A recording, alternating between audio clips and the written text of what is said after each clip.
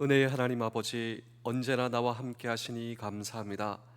아침에 나로 일어나게 하시고 건강하게 하시니 감사합니다. 내 생각보다 훨씬 더 많이 나를 사랑하시는 아버지, 오늘도 나를 지키시고 보호하여 주시옵소서. 내 마음의 중심에서부터 하나님의 사랑을 신뢰하는 하루 되게 하여 주옵소서. 예수님의 이름으로 기도합니다.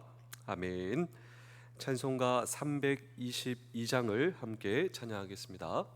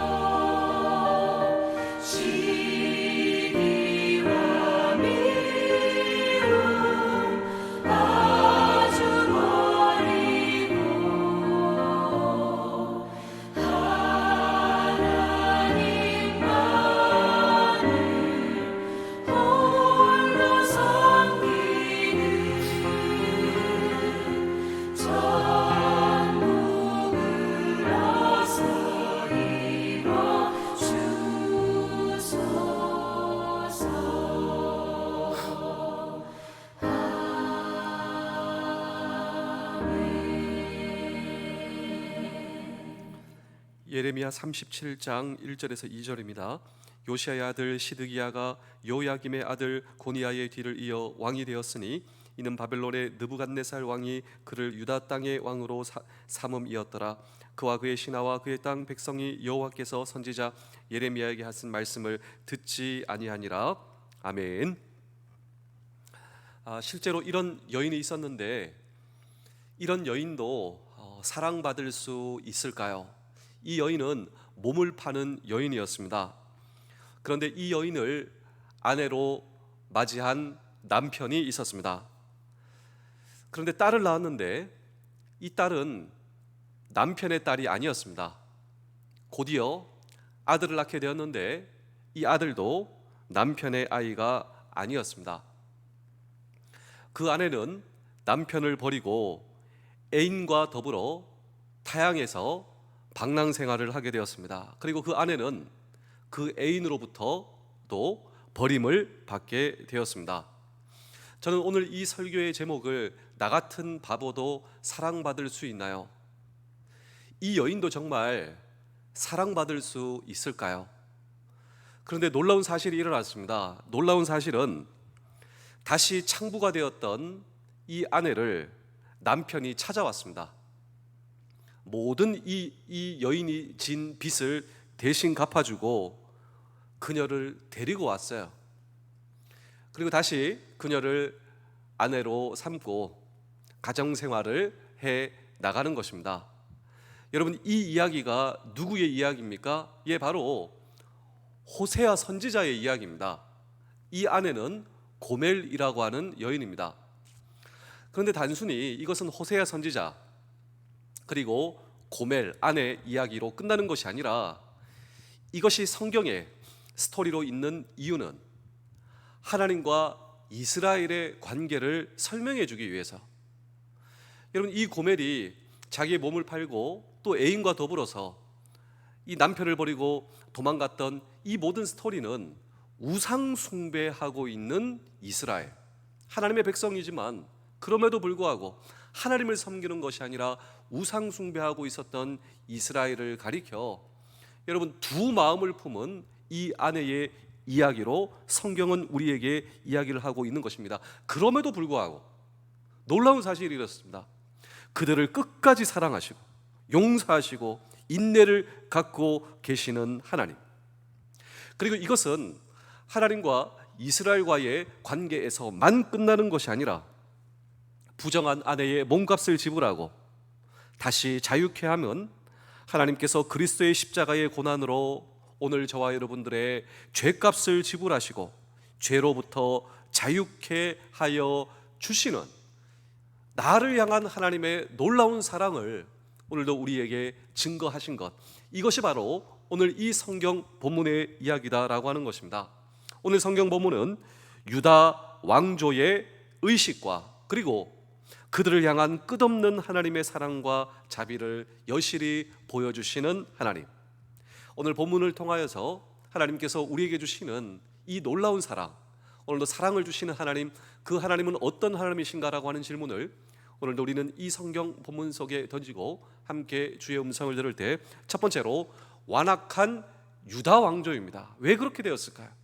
왜 하나님의 백성과 하나님의 나라가 그렇게 되었을까요? 이 예레미야 37장 1절에서 2절입니다. 요시아의 아들 시드기야가 요야김의 아들 고니아의 뒤를 이어 왕이 되었으니 이는 바벨론의 느부갓네살 왕이 그를 유다 땅의 왕으로 삼음이었더라. 그와 그의 신하와 그의 땅 백성이 여호와께서 선지자 예레미야에게 하신 말씀을 듣지 아니하니라. 자, 여기 보시면 오늘 이 성경 본문에 핵심 단어가 나옵니다. 그 단어가 무엇이냐면 시드기야가 대신하여 왕이 되었으나 말씀을 듣지 아니하니라.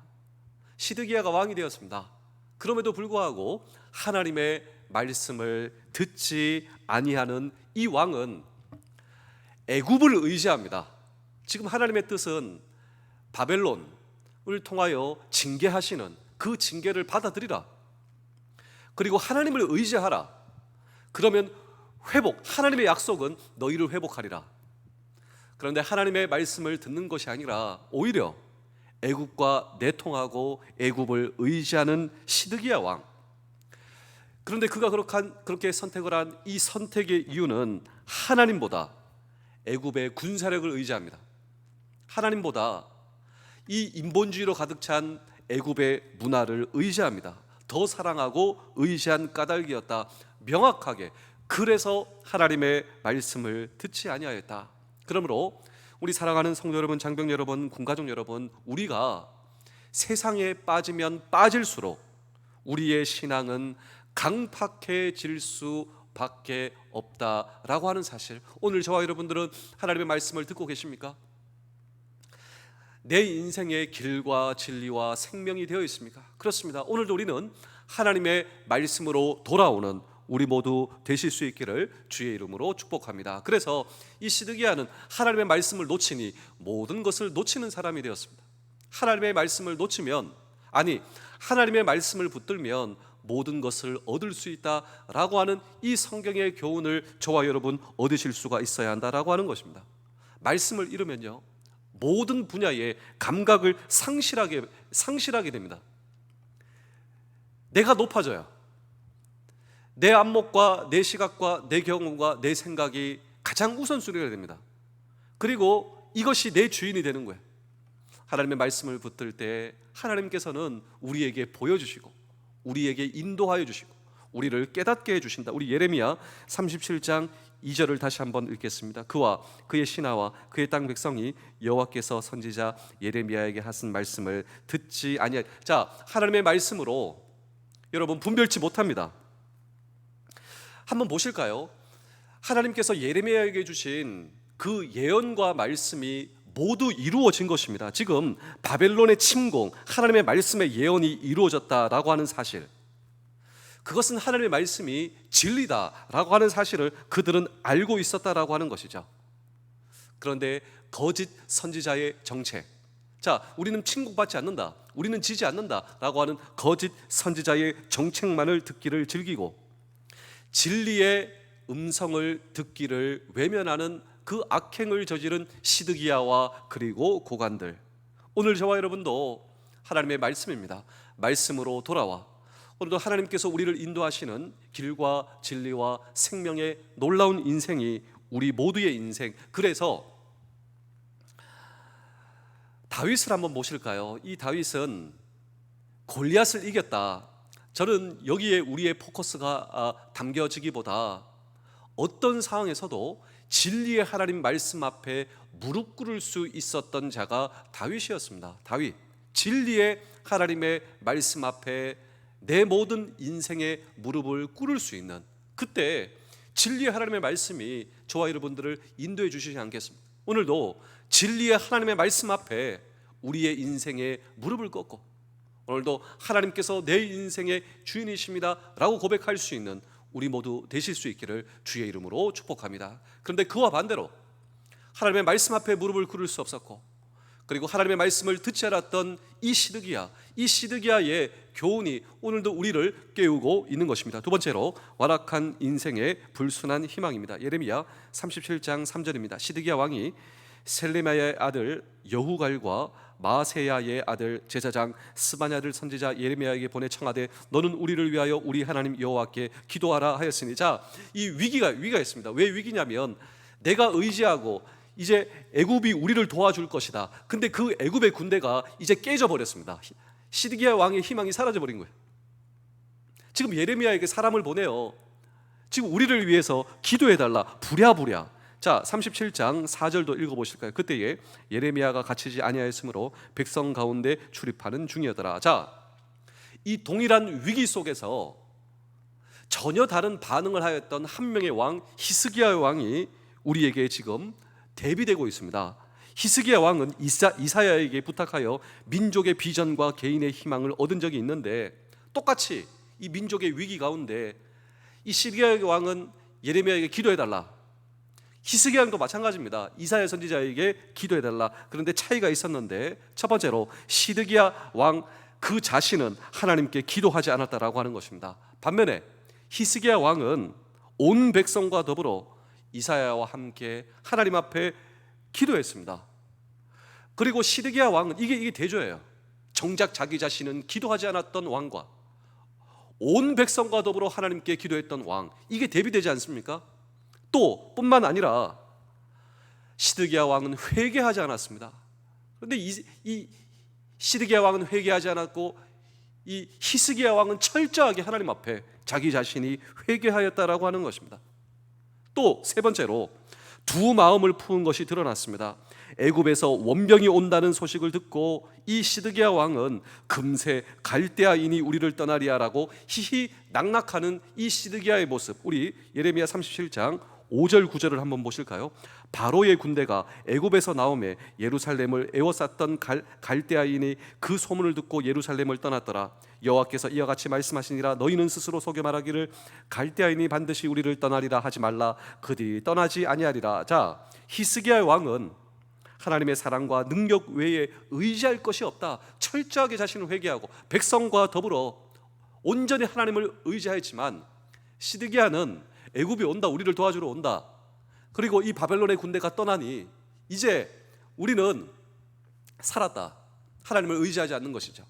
그리고 회개하지 않는 것이죠. 그렇습니다. 오늘 저와 여러분들의 희망은 무엇입니까? 우리의 희망은 온전히 하나님께만 있다라고 하는 사실을 고백하시는 우리 모두 되실 때 하나님께서 정말 우리의 소망이 되어 주십니다. 세 번째로 완악한 자들을 권고하신 하나님입니다. 예레미야 37장 7절입니다. 이스라엘의 하나님 여호와께서 이와 같이 말씀하시니라. 너희를 보내어 내게 구하게 한 유다의 왕에게 아뢰라. 너희를 도려고 나왔던 바로의 군대는 자기 땅 애굽으로 돌아갔고. 자, 바로의 군대가 돌아갔습니다. 내가 그렇게 의지하던 애굽의 군대가 돌아갔다라고 하는 것이죠. 이유가 있습니다. 애굽은 원병 도중에 예루살렘 주둔한 바벨론 군대에게 패하게 되었다. 내가 그렇게 의지하던 바벨론의 이 애굽의 군대가 패하게 되고 다시 위기에 봉착한 시드기야 왕인 것입니다. 이것을 통하여 하나님께서 요구한 것이 있어요. 하나님의 요구는 무엇이었냐면 온전한 회개를 요구하셨다라고 하는 것이죠. 회개 없이 유다 민족의 어떤 희망도 헛된 것임을 역설하고 있고, 이 동일하신 하나님, 오늘 저와 여러분들의 인생에 회개 없이는 우리의 인생도 어떤 희망도 없다. 진정한 우리의 인생의 회개란 예수 그리스도 앞에 돌아오는 것입니다. 예수 그리스도께서 우리의 인생의 주인이 되어 주시는 것입니다. 예수 그리스도께서 우리의 모든 죄를 사하여 주셨다라고 하는 것을 믿음으로 말미암아 하나님께 나아가는 것입니다. 그렇습니다. 오늘도 온전하신 하나님, 그 하나님 앞에 온전한 회개로 예수 그리스도를 붙드시는 우리 모두 되시기를 주의 이름으로 축복합니다. 저는 오늘 이 설교의 화두를 호세아 선지자, 그리고 고멜, 그리고 하나님과 이스라엘, 그리고 우리와 예수 그리스도, 이 모든 것은 우리의 이야기다라고 오늘 이 설교를 시작하게 되었습니다. 호세아 선지자는 음란한 여인 고멜과 결혼하여 이남 일녀를 얻게 되었는데, 이 이남 일녀, 이 자녀의 이름을 통하여 하나님께서는 하나님의 거룩하신 뜻을 호세아에게 전달하고 이스라엘에게 전달하고 우리에게 전달하는데, 그래서 우리는 이 세 명의 자녀의 이름의 뜻을 우리는 보다 선명하고 분명하게 바라볼 필요가 있습니다. 첫째 아들은 이스르엘입니다. 이스르엘. 이 이스라엘의 뜻이 무엇인 줄 아십니까? 이스라엘의 뜻은 하나님께서 쫓아내시다라고 하는 뜻을 가지고 있습니다. 왜 하나님께서 쫓아내시냐면, 하나님께서 당신의 사랑과 은혜를 저버린 자들을 거룩한 나라에서 반드시 쫓아내신다라고 하는 사실입니다. 그러므로 오늘 저와 여러분들은 하나님께만 돌려야 할 영광을 하나님께 돌려야 한다. 우리 고린도전서 10장 31절의 말씀을 읽어보겠습니다. 시작. 그런즉 너희가 먹든지 마시든지 무엇을 하든지 다 하나님의 영광을 위하여 하시는 오늘 저와 여러분들이 되셔야 합니다. 그리고 우리는 하나님의 주권을 인정해야 합니다. 로마서 11장 36절입니다. 이는 만물이 주에게서 나오고 주로 말미암고 주에게로 돌아감이라 영광이 그에게 세세에 있으리로다. 그렇습니다. 오늘도 하나님께만 돌려야 할 영광, 하나님의 주권을 인정할 때, 그렇습니다, 하나님께서 저와 여러분들을 꽉 붙잡아 주신다라고 하는 사실을 기억하십시오. 두 번째로, 둘째 딸 로루하마를 얻게 되는데, 로루하마의 뜻은 무엇이냐면 사랑받지 못하는 자, 그리고 자비를 받지 못하는 자라고 하는 뜻을 가지고 있습니다. 이것은 그들의 삶을 후원해 오셨고 온갖 사랑을 아끼지 아니하신 하나님, 그런데 그 하나님께 순종하지 않아요.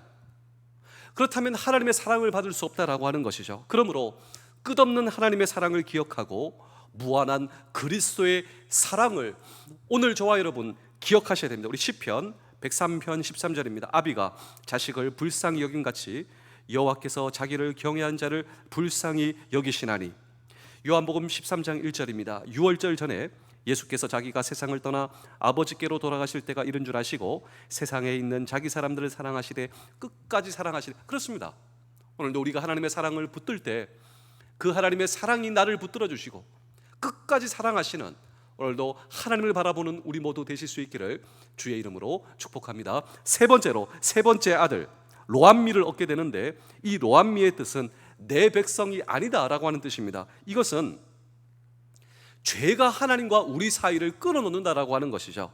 그래서 우리는 하나님의 언약을 굳게 붙들어야 됩니다. 우리 창세기 12장 3절입니다. 너를 축복하는 자에게는 내가 복을 내리고 너를 저주하는 자에게는 내가 저주하리니 땅의 모든 족속이 너를 인하여 복을 얻을 것이니라 하신지라. 그렇습니다. 오늘도 나를 향하신 하나님의 사랑과 하나님의 축복과 하나님의 약속, 그 약속이 나의 아버지 하나님, 그 하나님께서 나를 창조하시고 나에게 약속을 주시고 나를 사랑하시고 그리고 나에게 자비를 베풀어 주시는 그 하나님의 놀라운 뜻, 그리고 여전히 나를 사랑하시되 끝까지 사랑하시는, 오늘도 하나님과 동행하시는 저와 여러분들의 오늘 하루 평생 되실 수 있기를, 그리고 나 같은 바보도 사랑하신, 나를 사랑하신, 있는 모습 그대로 나를 사랑하신, 지금도 돌아오기를 원하시는 하나님, 지금도 나의 회개를 받아주신 하나님, 내가 회개할 때 내 모든 죄를 도말하시고 다시 나와 함께 동행하시는 그 하나님, 그 하나님이 나의 하나님이시다. 그 하나님을 붙드시는 우리 모두 되실 수 있기를 주의 이름으로 축복합니다. 기도하겠습니다. 세상을 사랑하셔서 이 땅에 오신 예수 그리스도 주님을 찬양합니다. 제가 이방인이 되었을 때도 나를 사랑하셨음에 감사합니다. 그 사랑을 받고서도 주위에 안 믿는 자들이 안 되기를 바란 것을 용서해 주시며 다른 사람이 사랑받는 것을 시기하는 마음을 버리기를 원합니다. 오늘도 언제나 나의 앞에 가셔서 나의 길을 정비하고 준비하시는 아버지 감사합니다. 나는 처음 가는 길을 허둥거리지만 실은 이미 안전한 길임을 믿습니다. 나의 모든 사정과 형편을 아시는 주님께서 나를 지키심을 알게 하시며 내가 만나는 모든 사람에게서 하나님의 음성을 듣게 하여 주옵소서. 모든 순간에 하나님이 나에게 말씀하심을 믿고 귀 기울이기를 원합니다. 오늘도 주님을 사랑합니다. 세상을 좋아하려는 갈망을 뿌리치고 주님을 내 마음에 담게 하시며 주님이 온전히 제 마음의 가운데 들어오실 때 비로소 세상을 위한 마음이 진정으로 생김을 알게 하여 주옵소서. 나의 주 예수 그리스도의 이름으로 기도하옵나이다. 아멘.